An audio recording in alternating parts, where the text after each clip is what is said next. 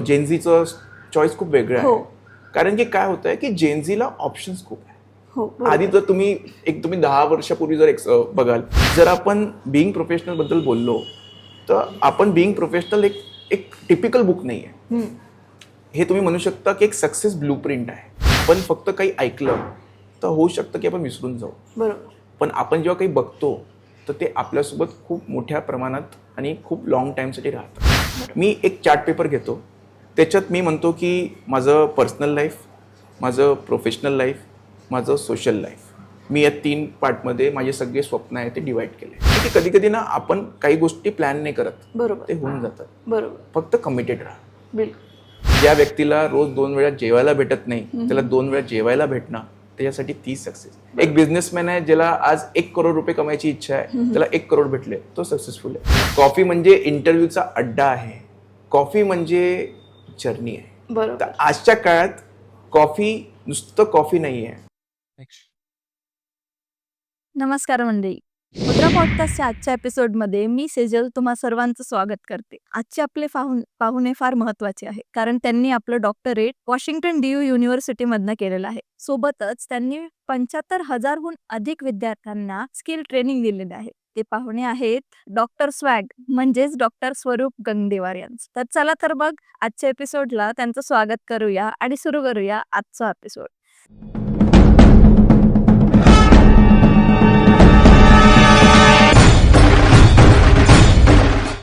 तर hello sir, खूप खूप स्वागत आहे तुमचं मुद्रा पॉडकास्टमध्ये. तर मला तुम्हाला विचारायला आवडेल की तुमचं लहानपण कसं होतं? अगदी लहानपण माझं असं गेलं, की मला नेहमी अशी इच्छा राहायची, की मी इंग्लिशमध्ये बोलायला पाहिजे. तसं तुम्हाला माहीत आहे, की जो मराठी मीडियममधून शिकतो, तर त्याला कुठे ना कुठे आपल्या मनात नेहमी एक गोष्ट असते, की मला इंग्लिश येत नाही. बरोबर. आणि इंग्लिश आजच्या काळात कॉन्फिडन्सशी असोसिएटेड आहे. हो. जर आपल्याला इंग्लिश आलं, तर लोकं आपल्याला रिस्पेक्टफुली बघतात. ते आहे. तर माझ्या डोक्यातही हेच होतं. तर मी 6वी पर्यंत मी मराठी मीडियममध्ये शिकलो आणि त्यानंतर जेव्हा मी CBSE स्कूलमध्ये ॲडमिशन घेतली, मला आई-वडिलांनी सांगितलं, की चॅलेंज राहील. कारण की तू मराठीत शिकलाय, आता इंग्लिशमध्ये. 1 वर्ष गेलं कठीण.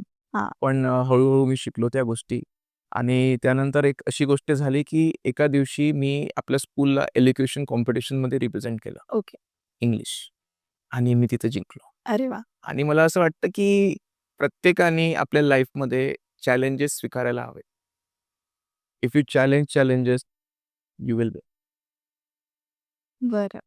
तर ही जर्नी तुमची फार सुंदर आहे अशी मला समजलेली आहे, की एक वेल टू डू फॅमिलीमधनं एक ट्रेनर जो 75,000हून अधिक विद्यार्थी, कॉर्पोरेट सेक्टर्स आणि उद्योजक जे आहेत, त्यांना पण तुम्ही ट्रेन केलेलं आहे, असं ऐकलेलं आहे. तर त्याच्यामध्ये तुम्ही ती जर्नी कशी होती?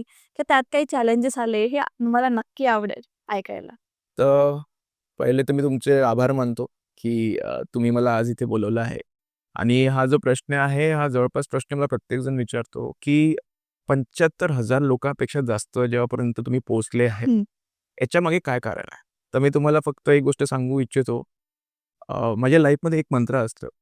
तो मंत्र खूप सिंपल आहे, की जेव्हाही तुम्ही जे करता, त्याच्याने लोकांवर प्रभाव पडायला हवा. बरोबर. जर लोकांना प्रभाव पडला, तर तुम्ही त्यांचे काही ना काही प्रॉब्लेम सॉल्व्ह करत आहात. तुम्ही त्यांच्या लाईफमध्ये एक इम्पॅक्ट क्रिएट करत आहात. तो एक मूळ मंत्र घेऊन मी सुरू केलं आणि 2007 मध्ये ज्या वर्षी माझं इंजिनिअरिंग कंप्लीट केलं, त्या वर्षीच मला कुठेतरी असा अनुभव झाला, की मी लोकांवर इम्पॅक्ट करू शकतो. आणि तिथनं माझी जर्नी सुरू झाली आणि तिथनं मी first of all corporate training घेतल्या. I was the youngest corporate trainer of this entire region. तिथनं मग एक असा आपला फेज आला कोविडचा, जेव्हा सगळे लोकं घरात अटकले होते आणि सगळ्यांच्या मनात हे होतं, की अजून काय करायचं? डिमोटिव्हेट झाले होते, बरोबर आहे. कुठे जायचं नाही, कुणाला भेटायचं नाही, काहीच करायचं नाही. मला खूप विद्यार्थ्यांनी फोन केले, की "सर, आपण ऑनलाईन बसू शकतो का? आपण ऑनलाईन बोलू शकतो का?" आणि मी म्हटलं, "यार, ठीक आहे, लेट्स स्टार्ट समथिंग." आणि कोविडमध्ये तसं आम्ही सुरू केलं webinars in lockdown, wild. Wild he series. तर माझ्या अजूनही मला आठवतं, की पहिल्या वेबिनारला एक 15-20 लोकं असतील आणि पण मला एक गोष्ट कळली, की हां, ही गोष्ट आपण over a period of time जेव्हा घेऊ, तर लोकांना नक्की फायदा होईल. बरोबर. पहिला झाला, मग 100 वेबिनारला 500-600 लोकं होते. 200 वेबिनार झाला, हां. तिथे 2000 पर्यंत पोहोचलो. 300 वेबिनार झाला, तिथे 3,000-3,500 झाले. आणि मग आला 400 वेबिनार. बरोबर. तिथं जवळपास 4,000 लोक ऑनलाईन. आणि इथून माझी ती जर्नी, जी इम्पॅक्टफुल जर्नी आपण म्हणतोय, ती सुरू झाली. आणि आपलं त्याच्यात कन्सेप्च्युअली किंवा फंडामेंटली एकच गोष्ट होती, तुम्ही तुमच्या लाईफमध्ये जर कधी थकाल, तर विश्राम घ्या. बरोबर. ती गोष्ट सोडू नका. जी आपल्या अंगामध्ये जिद्द असते, त्या जिद्दीवर पेटा आणि करा. म्हणजे हे बघा, तुम्हाला मार्गदर्शन हवं असेल, तर तुम्हाला मार्गदर्शन मिळेल. पण त्याच्यासाठी तुम्हाला परिश्रम करावे लागतील. बरोबर. ते तर आहेच. परिश्रमाशिवाय काही होत नाही. मी असं ऐकलेलं आहे सर, की तुम्ही रॉनी स्क्रूवाला जे आहेत, त्यांच्याशी तुमचा इंटरव्ह्यू झाला, त्यांच्याशी भेटलेले आहात इन पर्सन. तर तो एक्सपिरियन्स कसा होता? हो, आता आजच्या दिवशीच मी म्हणू शकेल, की हा एक कोइन्सिडन्स आहे, हां. की 7 वर्षाखाली याच दिवशी मी अंधेरी वेस्टच्या अपग्रेडच्या ऑफिसमध्ये माझा रॉनी स्क्रूवाला सरांनी एक मुलाखत घेतली होती. बरं. आणि जवळपास तब्बल 7 वर्षानंतर आज मी तुमच्यासोबत परत बसलो आहे. त्यावेळेस कदाचित त्यांना पॉडकास्टचा कन्सेप्ट नव्हता. बरोबर. पण आज जेव्हा आपण या पॉडकास्टमध्ये या गोष्टी डिस्कस करतोय, तर मला असं वाटतं, की या माध्यमातून खूप लोकांपर्यंत आपण पोहोचू. बरोबर. आणि आपण सगळ्यांना एकच गोष्ट सांगितू इच्छितोय, आजचा यूथ खूप जास्त क्रिएटिव्ह आहे, खूप जास्त टॅलेंटेड आहे, पण त्याला मार्गदर्शन नाही. बरोबर. आपण जेव्हा आता समोर बोलू, तेव्हा बघू, की त्यांना आपण मार्गदर्शन कसं देऊ शकतो. बरोबर. सर त्या इंटरव्ह्यू नंतर तुमच्या लाईफमध्ये काही चेंज आले किंवा म्हणजे एक म्हणू शकतो ना, की तो एक्सपिरियन्स एकदम चांगलेला असतात. पण त्यानंतर काही चेंजेस आले खूप लाईफमध्ये? खूप काही घडलं, मी सांगू इच्छितो. कारण की जेव्हा तो इंटरव्ह्यू झाला, त्यावेळेस कदाचित मला लोकं ओळखत नव्हते. पण जेव्हा तो इंटरव्ह्यू YouTubeवर आला, सोशल मीडिया प्लॅटफॉर्मवर केला, लोकांनी मला ओळखणं सुरू केलं. लोकांनी मला अप्रोच करणं सुरू केलं. तुमची जर्नी आम्ही ऐकली, आम्हालाही सांगा, अजून काय करायला पाहिजे, कसं करायला पाहिजे. अपग्रेडनी मला ॲज अन इन्फ्लुएन्सर वेस्ट रिजनसाठी अपॉइंट केलं. बरोबर. मी खूप पोरांपर्यंत पोहोचलो. मी त्यांना समजून सांगितलं. खूप लोकांनी मग ते कोर्सेस वगैरे एनरोल केले. बरं. पण याच्यात एक मुख्य कारण हे होतं, की त्यांचं म्हणणं होतं, की एक वर्किंग प्रोफेशनल जर कोणता कोर्स करू शकतो, तर ती खूप चांगली गोष्ट आहे. कारण की आजच्या डेटमध्ये जर तुम्ही म्हटलं मला, की मला मायकामध्ये जाऊन कोर्स करायचा, हो. तर तुम्ही सगळं सोडून तर नाही जाऊ शकत. नाही. बरोबर. पण तो मी अपग्रेड आणि मायकासोबत जेव्हा डिजिटल मार्केटिंगचा कोर्स केला, त्यामधनं मला एक गोष्ट तर कळली, की वर्किंग प्रोफेशनल खूप काही करू शकतो. आणि जर आपल्या लाईफमध्ये एखादा गोल असेल, जो आपल्याला अचीव्ह करायचा आहे, तर त्यासाठी माहीत आहे का तुम्हाला काम पण करावं लागेल, अभ्यास पण करावा लागेल. आपण असं नाही म्हणू शकत, की मी मल्टीटास्किंग नाही करत. नाही. करावं लागेल. सर तुम्ही भरपूर मल्टीटास्किंग आहात अशी आम्हाला माहिती कळलेली आहे. तर मला एक विचारायला आवडेल, की तुम्ही काय-काय राहिले आहेत तुमच्या पास्ट लाईफमध्ये किंवा जेवढे पण तुम्ही डिग्री कंप्लीट केल्या आहेत, ती जर्नी मला ऐकायला आवडेल. तर खरं सांगू तर मी जेव्हा माझं 10th स्टँडर्ड पास केलं, तेव्हा जो रिझल्ट होता, तो रिझल्ट पाहता कोणीच, कदाचित कोणीसुद्धा विश्वास करणार नाही, की मी आज इथपर्यंत पोहोचलो आहे. कारण की ते जो रिझल्ट होता, बरं. त्याच्यात माझे एफर्ट्स नव्हते. पण तिथनं मी एक गोष्ट रिअलाईज केली, जेव्हा मी फॅमिली मेंबर्ससोबत बोललो, की जर माझ्यामध्ये पोटेन्शियल आहे, तर ते पोटेन्शियल ओळखून मला मेहनत करावी लागेल. 10th नंतर डिप्लोमा केला, इंजिनिअरिंग केली, एम-टेक केलं, माझं फर्स्ट पोस्ट ग्रॅज्युएशन, एम-बी-ए केलं, second post graduation, third post graduation digital मार्केटिंगमध्ये केलं आणि जस्ट आता मागच्या 6 महिन्याखाली मला एक ऑनररी डॉक्टरेट अवॉर्ड झालं फ्रॉम द वॉशिंग्टन डी-यू. तर थ्रूआउट दिस जर्नी मी एक गोष्ट रिअलाईज केली, की जिथं तुम्ही स्वतःला म्हटलं, की मला अजून करायचं आहे, तुम्ही अजून करू शकता. ती जी भूक आहे ना, ती भूक कंटिन्यूअस आपल्यामध्ये राहिली पाहिजे. ती भूक जेवढी राहील, तेवढे तुम्ही प्रगती कराल आणि learning is a continuous exercise. त्याच्यामुळे तुम्ही लर्निंगवर फोकस करा. आउटकम येतील. जर तुम्ही म्हणाल, की फक्त मी हा कोर्स केला तर इमिडिएटली मला पैसा मिळेल, असं नसतं. तुम्ही कोर्स केला, तुम्ही स्किल्स अक्वायर केले. आता तुम्ही त्या स्किल्सला डेव्हलप करा. जेव्हा तुम्ही ते प्रॅक्टिस करा, ऑटोमॅटिकली पैसा तुमच्याकडे येईल. बरोबर. सर आता तर कसं आहे, की तुम्ही एक मिलेनियल जनरेशनचे आहात आणि आम्ही जेन झी जनरेशनचे आहोत. तर ह्या मिलेनियल टू जेन झीजला तुम्ही कसं कनेक्ट करता? खूप खूप इम्पॉर्टंट क्वेश्चन आहे. कारण की आजकालची जी जनरेशन्स आहे, स्पेसिफिकली जेन झी, हां. तर जेन झीचं म्हणणं असतं, की यार मिलेनियलचा काळ खूप वेगळा होता. बरोबर. आमचा काळ खूप वेगळा आहे. पण माझं म्हणणं हे आहे, काळ कोणताही असो, जे फंडामेंटल गोष्टी असतात ते कधी चेंज होत नाही. बरोबर. एथिक्स, व्हॅल्यूज, मोराल्स, आपला अभ्यास करायची क्षमता आणि मोस्ट इम्पॉर्टंटली आपल्या समाजात ज्या गोष्टी घडवून आणण्यासाठी ते जे एफर्ट्स लागतील ते तर सेमच राहा. बरोबर. हां, एक गोष्ट मी सांगू इच्छितो. जर मिलेनियल आणि जेनझीचं डायरेक्ट आपण कंपेअर करतो म्हटलं, तर मिलेनियलला टेक्नॉलॉजीचा ॲक्सेस नव्हता. बरोबर. जेनझीला आहे. बरोबर. मिलेनियलला काही शोधायचं असलं तर लायब्ररीमध्ये जावं लागायचं. जेनझीला इंटरनेटवर जावं. बरोबर. मिलेनियल प्रत्येक गोष्ट एन्जॉय करायचा, कारण की तो त्या क्षणात जगायचा. बरोबर. जेनझी मोबाईलवर जगतो. बरोबर. मिलेनियरला फिरायला जायचं म्हटलं तर 10 मित्र राहायचे. जेनझी व्हर्चुअल जगतो. बरोबर आहे. जेनझीसाठी माझा मित्र फिरायला गेला तर मी रीलवर जगून राहिलो. बरं. मिलेनियल जर काही करतो म्हटलं तर त्याला 100 लोकांना विचारावं लागत होतं. बरोबर. जेनझी काही करतो म्हटलं त्याला फक्त गुगलवर टाईप करायचं. बरं. ह्या सगळ्या दृष्टिकोनातून एक गोष्ट लक्षात येते, कोणत्याही जनरेशनला तुम्ही बिलॉंग करा, जर तुमचं क्लॅरिटी आहे, तुम्हाला काय करायचं आहे, तर ते तुम्ही अटेंड करू शकता. फक्त मी हे म्हणेल की तुम्ही लकी आहात बीइंग जेनझी, कारण की तुम्हाला पूर्ण गोष्टींचा ॲक्सेस आहे. बरोबर. आमच्या काळात आम्हाला प्रत्येक गोष्टीसाठी खूप वाट बघावी लागायची. खूप लोकांना विचारावं लागत होतं आणि देअर वॉज नो व्हॅलिडेशन. आजच्या काळात जर तुम्हाला कोणी काय म्हटलं, तुम्ही पटाक्षी ऑनलाईन जाता आणि व्हॅलिडेट करता. आमच्या काळात जर कोणी म्हटलं, we used to trust them blindly, हं. की आता सरांनी सांगितलं म्हणजे आहे, बस. असं करायचं आहे. तर त्या दृष्टिकोनातून you are blessed, this generation is blessed. याचा तुम्ही किती फायदा घेऊ शकता टेक्नॉलॉजीचा, ते तुम्हाला समजणं फार आवश्यक आहे. बरोबर. नाहीतर टेक्नॉलॉजीचा फार वाईट उपयोग पण होतो आजच्या जगात. सर आता सध्या ना तुमचं एक आम्ही अकाउंट किंवा रील्स थ्रू म्हणा एक हॅशटॅग तुमचं चालतंय बी प्रो. ओके, तर ते बी प्रो ॲक्चुअली आहे काय हे मला जाणून घ्यायला फार आवडेल. चालेल. तर तुम्हाला मी एक गोष्ट सांगू इच्छितो, की आपण जेव्हा काही पण शिकतो, तर मी सगळ्यांना सांगेल 3 स्टेपमध्ये शिकतो. बेसिक, इंटरमिजिएट आणि प्रोफेशनल. बरोबर आहे. आता आपली लाईफ जी आहे, मी तुम्हाला विचारू इच्छितो. तुमच्या हिशोबाने लाईफ जर्नी आहे का रेस आहे? रेसच आहे सध्या तरी तर. बरोबर आहे. हा जो पॅराडिम शिफ्ट झाला आहे, मिलेनियल टू जेनझी, आम्ही लाईफ जर्नी म्हणायचो.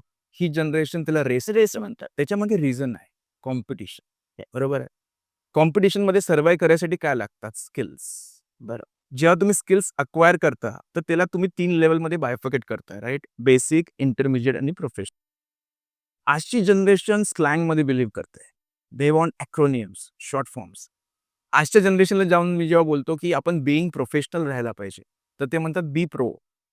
तर इथून तो बी प्रो हा शब्द आलाय आणि अ, तुम्हाला सांगताना फार आनंद होतोय मला, की बी प्रो नाही, बीइंग प्रोफेशनल या टॉपिकवर मी एक पुस्तक लवकरच प्रकाशित करतोय. Okay.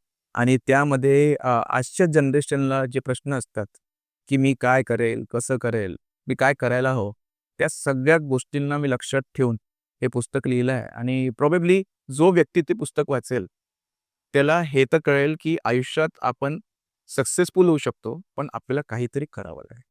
Because not everybody is born with the golden spoon. बरोबर आहे. खूप लोक आहे ज्यांना खूप अथक प्रयत्न करावे लागतात, परिश्रम करावे लागतात आणि त्यानंतरच त्यांना सक्सेस मिळते. पण मी तेच म्हणतो, सक्सेस तुम्हाला मिळेल. आज नाही, उद्या मिळेल, परवा मिळेल, पण थांबू नका. बरोबर. सर जसं आपण आता बघतोय, की जेनझीजचं ऑथरची जी चॉईस आहे, ती खूप वेगळी आहे रादर दॅन मिलेनियल्सच्या ऑथरवरून. तर तुम्ही एवढ्या दिवसात काही ऑब्झर्व्ह केलं, आता तुम्ही बीइंग प्रोफेशनल ही बुक लॉन्च करताय, तर त्यामध्ये तुम्ही काय ऑब्झर्व्ह केलं? हे बघा, मिलेनियल असो किंवा जेनझी असो, एक गोष्ट कॉमन आहे. जर आपल्याला सक्सेसफुल व्हायचं असेल किंवा आपण जेव्हा सक्सेसफुल व्यक्तींना बघतो, तर आपण ना त्यांना बघून म्हणतो, "अरे, हा प्रोफेशनल नाही वाटत का तुम्हाला?" बरोबर. जेव्हा आपण हा शब्द काढतो, की हा प्रोफेशनल नाही वाटत का तुम्हाला? याचा अर्थ काय आहे? त्याची एक जर्नी आहे त्या व्यक्तीची, बरोबर आहे? आणि जेव्हा कोणत्याही व्यक्तीची एक जर्नी असते, त्याच्यामध्ये स्टेप्स असतात, बरोबर. पडाव असतात, राईट? बीइंग प्रोफेशनल हे जे आपण पुस्तक प्रकाशित करतोय, तर याच्यात आपण ती जर्नी एक्सप्लेन केली आहे चॅप्टर्सच्या माध्यमातून. आता मी तुम्हाला एक एक्झाम्पल देतो. आपण जेव्हा म्हणतो की कोणाची पर्सनॅलिटी चांगली आहे, त्याचा अर्थ आहे की कुठे ना कुठं त्यांचं फर्स्ट इम्प्रेशन जे आपल्यावर क्रिएट झालं आहे, ते खूप पॉझिटिव्ह आहे, ते इम्पॅक्टफुल आहे. तर creating a positive first impression हा आपला एक चॅप्टर आहे. बरोबर. आपण त्याच्यात काय म्हणतोय, की first of all first impression म्हणजे काय? फर्स्ट इम्प्रेशन कसं क्रिएट करायला हवं. क्रिएट तर केलं. कोणतीही गोष्ट तुम्हाला माहिती आहे स्टार्ट करणं इझी आहे. बरोबर. पण त्याला कंटिन्यू करणं सर्वात डिफिकल्ट असतं. बरोबर. इम्प्रेशन क्रिएट केल्यानंतर ते इम्प्रेशन सगळ्यांच्या डोक्यात तसंच राहायला पाहिजे. यासाठी तुम्हाला काही स्टेप्स घ्याव्या लागते. आपण त्याच्यात ते फ्रेमवर्क एक्सप्लेन केले. बरोबर. तर आपण त्याच्यात जे चॅप्टर्स लिहिले आहे, त्या चॅप्टरमध्ये फोकस असा केला आहे, की पहिले तर तुम्ही समजा हां. की ती गोष्ट काय आहे? त्याचं महत्त्व काय आहे? आणि त्यानंतर ती गोष्ट टिकवून ठेवण्यासाठी तुम्ही काय केलं पाहिजे? बरोबर. जेव्हा आपण या गोष्टी करतो ना, स्टेप बाय स्टेप, तर ऑटोमॅटिकली तुमचा जो रीडर असतो, त्याला ज्यात इंटरेस्ट येतो. बरोबर. आणि जसं तुम्ही म्हणाले, की जेन-झीचं चॉईस खूप वेगळं आहे. हो. कारण की काय होतंय, की जेन-झीला ऑप्शन्स खूप आहे. तरी जर तुम्ही 10 वर्षापूर्वी जर बघाल, तर तेव्हा लायब्ररीमध्ये जे पुस्तकं राहायचे, बरोबर. आम्हाला दुसरं ऑप्शन नव्हतं ना. बरोबर. इंटरनेटचा एवढा ॲक्सेस नव्हता. तर लायब्ररीमध्ये जे पुस्तक काय त्याच्यातूनच आम्ही लेखक निवडायचो, ते बरोबर. वाचायचो. जेन-झीला आज ऑनलाईन ऑप्शन आहे, बरोबर. ब्लॉग्स आहे, एक्सपोजर खूप वाईड आहे. रील्स आहेत. रील्स, सोशल मीडिया आहे, Instagram आहे, Facebook आहे. तर त्यांना नॉलेज गेन करण्यासाठी माध्यम खूप सारे आहे. पण जर आपण बीइंग प्रोफेशनलबद्दल बोललो, तर आपण बीइंग प्रोफेशनल एक एक टिपिकल बुक नाही आहे. हे तुम्ही म्हणू शकता, की एक सक्सेस ब्लूप्रिंट आहे. जर मला आयुष्यात यशस्वी व्हायचं असेल, त्यासाठी मी कोणते स्टेप्स घ्यायला पाहिजे, हे मी त्या माध्यमातून सांगतो. बरोबर.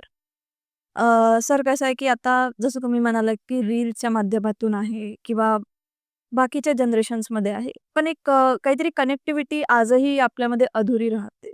अर्धवट राहते ती कनेक्टिव्हिटी. तर त्याच्याशी तुम्ही कसं डील केलात? तर जेव्हा मी तुम्हाला खरं सांगतो, तर जेव्हा मला 4 वर्ष लागले हे पुस्तक लिहायला. बरं. कारण की मी जेव्हा सेशन्स घ्यायचो, तर सेशन घेतल्यावर जेव्हा विद्यार्थी मला विचारायचे, की "सर याचा अर्थ काय आहे? हे कसं करायचं?" तर तेव्हा मी एक ठरवलं होतं, की आता या प्रश्नांची उत्तर मी पुस्तकाच्या माध्यमातून देईन. बरं. कारण काय होतं, की आपण फक्त काही ऐकलं, तर होऊ शकतं, की आपण विसरून जाऊ. बरोबर. पण आपण जेव्हा काही बघतो, तर ते आपल्यासोबत खूप मोठ्या प्रमाणात आणि खूप लाँग टाईमसाठी राहतं. बरोबर. तर माझा या माध्यमातून हाच म्हणजे एक ऑब्जेक्टिव्ह होता, की एक असं पुस्तक लिहावं, जे पुस्तक नाहीये. इट्स अ सक्सेस ब्लूप्रिंट आणि ते असं राहायला पाहिजे, की समजा तुम्ही एक चॅप्टर वाचला. लेट्स से तुम्ही creating positive first impression chapter वाचला. हं. चॅप्टरच्या शेवटी एक्सरसाइजेस आहे. बरोबर. तर तुम्ही ते एक्सरसाइज केल्यावर तुम्हाला कळून जाईल, की करंटली तुम्ही कुठे आहे आणि तुम्हाला कुठे जायचं वाटवर आहे. कुठे आहे? बरोबर आहे. हां, बरोबर. आणि त्यानंतर मोस्ट इम्पोर्टंट गोष्ट आहे, याच्याने तुमची बीइंग प्रोफेशनलची जर्नी कशी सुरू होईल, बरोबर. ते समजेल. जसं आता ट्रेनिंग सेशन्स आहेत तुमचे. तर आता तुम्ही 75,000 हून अधिक विद्यार्थ्यांना किंवा जेवढ्या लोकांना तुम्ही ट्रेन केलेलं आहे. तर त्यामध्ये तुमचं एक नवीन एक पॉवर ऑफ मॅनिफेस्टेशनचं आम्ही व्हिजन बोर्ड असं एक कन्सेप्ट आहे तुमचा. तर ते व्हिजन बोर्ड ॲक्चुअली काय आहे? आणि पॉवर ऑफ मॅनिफेस्टेशनला ते कसं कनेक्ट करतं? हे थोडं मला सांगा. खूप छान प्रश्न आहे आणि मी थोडंसं एलॅबोरेट करेल याच्यावर. बिलकुल, बिलकुल. तर सेजल, जर मी तुम्हाला म्हटलं, की इथून 5 वर्षानंतर तुम्ही स्वतःला कुठे बघता? तर तुमचे खूप स्वप्न राहत आहे. बरोबर. बरोबर आहे. तुम्ही म्हणाल, की मला नाट्यसृष्टीमध्ये इथं जायचं आहे. बरोबर. मला थिएटरमध्ये असं करायचं आहे. मला एक ग्लोबल आयकॉन बनायचं आहे. बरोबर. पण आता तुम्ही फक्त विचार करताय. बरोबर. मला एक गोष्ट सांगा, जर तुम्ही ओला, उबर ॲप बुक केली, तर तुम्हाला तो 2 गोष्टी कोणत्या विचारतो? तुमची लोकेशन काय आहे? बरोबर आहे. म्हणजे तुम्हाला कुठून सुरू करायचं आहे आणि आणि कुठे कुठे जायचं जायचं आहे? ही ना खूपच इम्पोर्टंट गोष्ट आहे.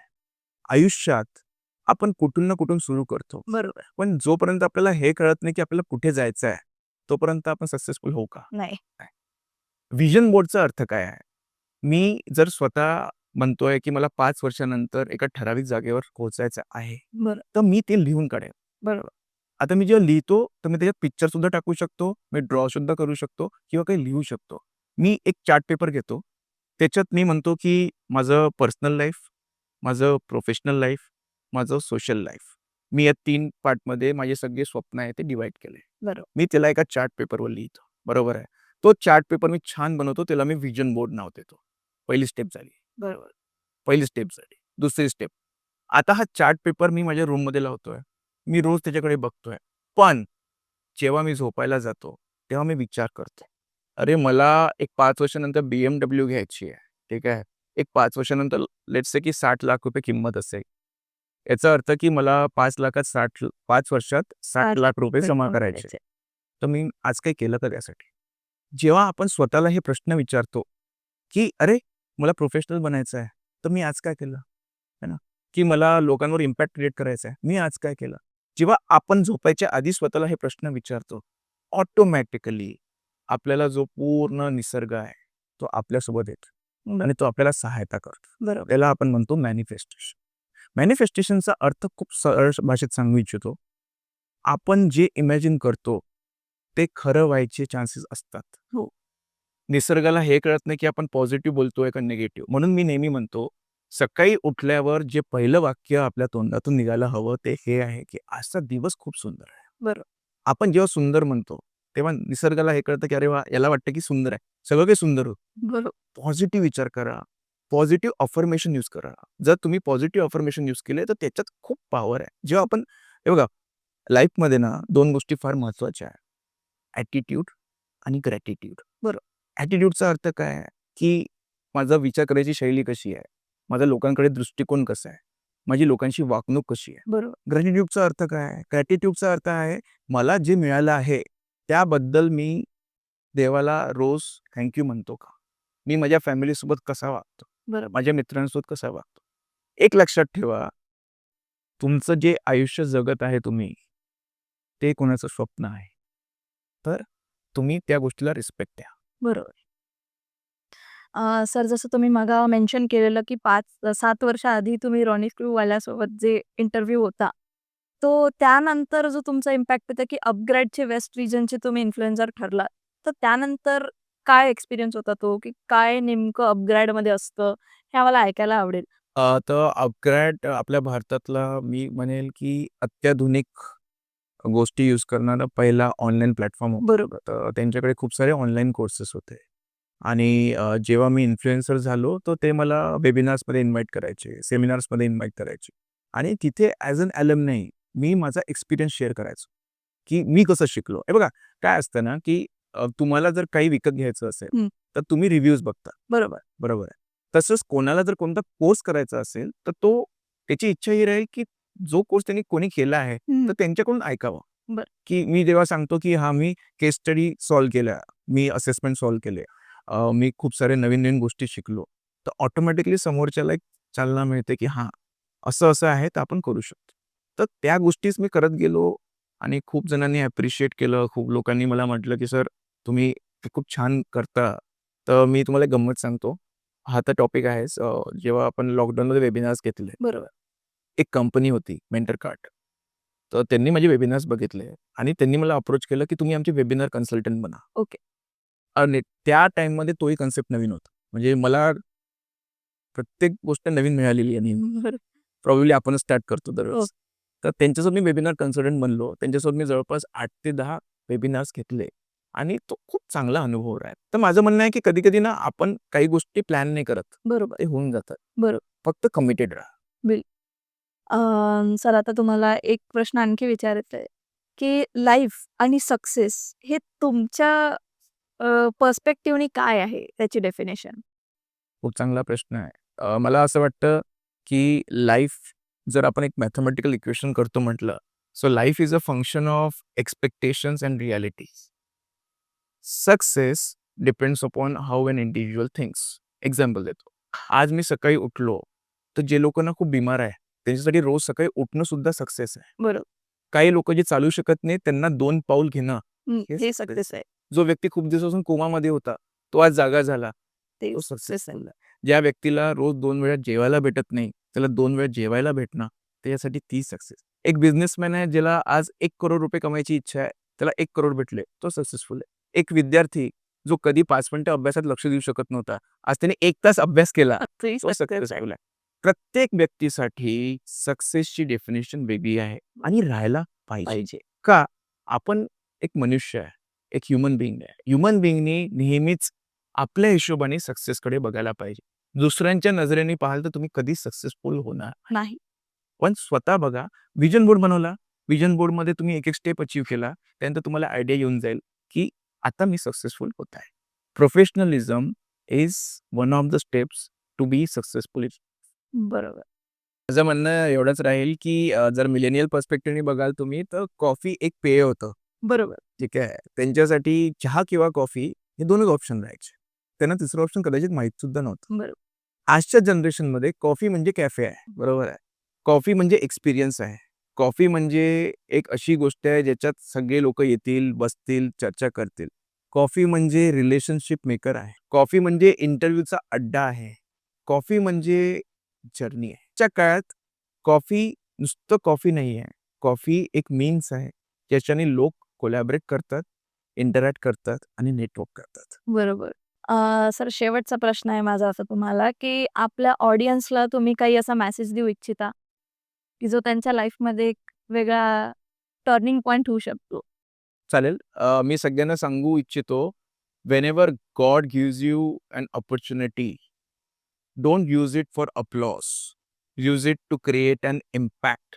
Because when you create an impact, it will help people grow in their life. Don't get bothered by what others talk about your vision. You are blessed that you are having that vision. And when you are blessed, make it a point. Count on it. Make an impact. Sir जसं की आता आपण बघतोय, की education सिस्टममध्ये फार बदल आलेला आहे. तर आधीचे बुक्स आणि आत्ताच्या बुक्समध्ये तुम्हाला काय अंतर वाटतं? आधीचे पुस्तकं जे होते, ते टेक्स्ट बुक होते. बरोबर. आजच्या काळात जे होतं, ते आपण टेक्स्ट करतो आणि बुक करतो. बरोबर. हा सर्वात मोठा अंतर आहे. बरोबर, बरोबर. तर सर आता आपण वळूया आपला इंटरव्ह्यूच्या लास्ट टप्प्याकडे, जो आहे रॅपिड फायर. तर रॅपिड फायरमध्ये तुम्हाला क्विकली आन्सर करायचे with your explanation. Okay. Okay, okay. Sir T और कॉफी? कॉफी, कारण की ज्या गोष्टींनी तुम्हाला उत्साह मिळतो आणि डोक्याला चालना मिळते, I will go for coffee. Okay. Sir hashtag wow और हॅशटॅग ओएमजी? मी म्हणेल हॅशटॅग वॉव, कारण की तुम्ही एक्सपिरियन्स क्रिएट करताय. बरोबर. सरप्राईज नाही होत आहे. जेव्हा तुम्ही सरप्राईज नाही होत, तेव्हा तुमचे एक्सपिरियन्स फार चांगले असतात. बरोबर. एबिलिटी और कंपॅटिबिलिटी? एबिलिटी और कंपैटिबिलिटी, या मैं कंपैटिबिलिटी को बोलना चाहूँगा कैपेबिलिटी. बरोबर. माझ्या हिशोबाने कॅपॅबिलिटी इम्पॉर्टंट आहे. कारण की जर तुम्ही कॅपेबल असाल, तर तुम्ही एबल आहेच. बरोबर. त्याच्यासोबत तुमचं एक कॅप आहे, तर तुम्ही खूप काही करू शकता. बरोबर. सर स्किल्स और टॅलेंट? माझ्या हिशोबाने प्रत्येक व्यक्ती टॅलेंटेड आहे. पण त्यांनी जर स्किलफुली काम नाही केलं, तर ते टॅलेंट वेस्ट आहे. तो I will go for skills. बरं. सर आत्ता बघतोय आपण जसं झोन आउट होतात लोकं, तर त्याला ओव्हरकम कसं केलं पाहिजे? माझ्या हिशोबाने झोन आउट हा आजकालचा एक प्रकारचा आजार झालेला आहे. बरोबर. ज्याच्यात प्रत्येक व्यक्तीला वाटतं, की हे मला पण होतंय, मला पण होतंय. याच्यासाठी एकच उपाय आहे, त्याला आपण म्हणतो माइंडफुलनेस. आजच्या दिवशी, आजच्या काळात, आजच्या वेळी मी जे करताय, मी फक्त त्याच्यावर फोकस करेल. बरोबर. पहिले काय झालं आणि उद्या काय होणार आहे, याच्यावर मी पुन्हा विचार करेन. आत्ता जे आहे ते मी करेल. एक्झाम्पल देतो. लोकं खूप मोठे-मोठे कार्यक्रमात जातात आणि फक्त मोबाईल घेऊन बसतात, रेकॉर्ड करत. बरोबर. पण ते एक्सपिरियन्स करतच नाही, की कार्यक्रम काय होता आणि प्रोबॅबली ते रेकॉर्डिंग पुन्हा पाहत सुद्धा नाही. बरोबर. और डिप्रेशन? तुम्ही म्हणाल की अँक्झायटी का डिप्रेशन, तर मी म्हणेल दोन्ही नको. कारण की खूप लोकं आजच्या काळात अँक्झायटी आणि डिप्रेशनमुळे खूप त्रासामध्ये आहे. बरोबर. त्याच्यामध्ये रिझन हे आहे, की आपण स्वतःकडून एक्स्पेक्टेशन कमी ठेवतोय. लोकांकडनं एक्स्पेक्टेशन फार वाढलेले आहे. बरोबर. आणि लोकं काय म्हणतात, लोकं काय करतील, या गोष्टीमध्ये तुम्ही कुठं ना कुठं स्वतःला लूज करत चालताय. बरं. बरं सर खूप छान वाटलं तुमच्यासोबत आजचा इंटरव्ह्यू करून. तर आशा करते की तुमची बुक लवकरात लवकर लॉन्च व्हावी आणि आपल्या प्रेक्षकांना एक वेगळा इम्पॅक्ट क्रिएट केला पाहिजे. स्पेशली जेनझीज आणि मिलेनियलमध्ये. तर थँक यू सो मच आजच्या एपिसोडसाठी. थँक सेजल, आणि खूप खूप शुभेच्छा मुद्रा ग्रुपसाठी, की येणाऱ्या काळात तुम्ही असंच इम्पॅक्टफुल पॉडकास्ट घेत राहा आणि जास्तीत जास्त लोकांना त्याचा फायदा होईल, अशी माझी आशा आहे. थँक तर मंडळी तुम्हाला आजचा एपिसोड कसा वाटला हे आम्हाला कमेंटमध्ये नक्की कळवा आणि प्लीज या व्हिडिओला जास्तीत जास्त लाईक, शेअर आणि चॅनलला सबस्क्राईब करा. थँक जय शिवराय मित्रांनो. मुद्रा पॉडकास्ट ऐकायला वेगळं वाटते, पण आपलंसं वाटतं. कारण एकच, मुद्रा पॉडकास्ट घेऊन चालायला रेडी आहेत शिवाजी महाराजांची विचारधारा. कारण आजच्या काळामध्ये शिवाजी महाराजांची विचारधारा हे नक्कीच सगळे विसरलेले आहेत. तर येणाऱ्या पिढीसाठी आणि आजच्या पिढींसाठी शिवाजी महाराजांची विचारधारा कायम ठेवण्याचे काम आणि त्याला कायम ठेवण्यासाठी करणारे प्रयत्न हे आम्ही करणार आहोत मुद्रा पॉडकास्टच्या वतीने. तर नक्कीच बघायला विसरू नका. मुद्रा पॉडकास्ट म्हणजे back to roots for the better future. Thank you. जय शिवराय मित्रांनो. आज मुद्रा पॉडकास्टच्या या एपिसोडमध्ये आपण स्वरूप दंदेवार सरांशी मनसोक्त गप्पा मारल्या. आमचा प्रयत्न आहे की तुमच्यापर्यंत अशाच एज्युकेशनल पॉडकास्ट एकदम साध्या सरळ सोप्या भाषेत पोहोचावायची. कारण विषय समजला की त्याच्यावर संशोधन करायला बरं होतं, आहे ना? आणि संशोधन केल्याने माणसाची प्रगती होते, हे पण तुम्हाला माहीतच आहे. तर अशाच अजून एज्युकेशनल पॉडकास्टसाठी तुम्ही आम्हाला कमेंटमध्ये सांगा की नेक्स्ट तुम्हाला कोणाला भेटायचं आहे. जय शिवराय, जय महाराष्ट्र.